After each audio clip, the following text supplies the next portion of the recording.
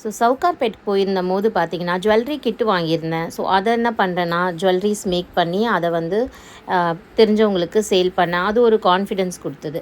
அதே போல் சூரத்தில் போனோன்னு சொன்னோம் இல்லையா, சூரத்துக்கு மட்டும் போல் சூரத்தில் பர்ச்சேஸ் முடிச்சுட்டு அதுக்கப்புறம் மும்பைக்கு வந்தோம். மும்பைக்கு வரும்போது எங்களுக்கு ஒரு ஐடியா கூட இல்லை, ஆல்ரெடி சொன்ன மாதிரி என்ன இருக்கோ என்ன ஏது இருக்கோ அப்படின்ட்டு.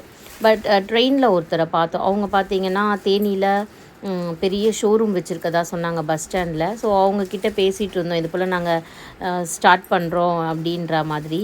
ஸோ மும்பைக்கு எதுக்கு போகிறீங்கன்னு நாங்கள் ஜுவல்லரிஸுன்னு சொன்னோம். அதுக்கப்புறமா குர்த்தீஸும் பார்க்கலான்ட்டு இருக்கோம் அப்படின்ற மாதிரி சொன்னோம். ஸோ அவங்க வந்து ஒரு இடம் சொன்னாங்க குர்த்தீஸ்க்காக. ஸோ குர்த்தீஸ் அங்கே போய் பார்க்கலான்னு சொல்லிட்டு ஒரு ஐடியா கிடச்சிது. அப்புறமா போனோம்.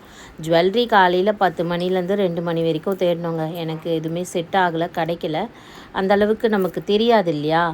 ஸோ அதனால் குர்த்தீஸ்க்கு போனோம். குர்த்தீஸ் பர்ச்சேஸ் பண்ணிவிட்டு வந்துட்டோம்.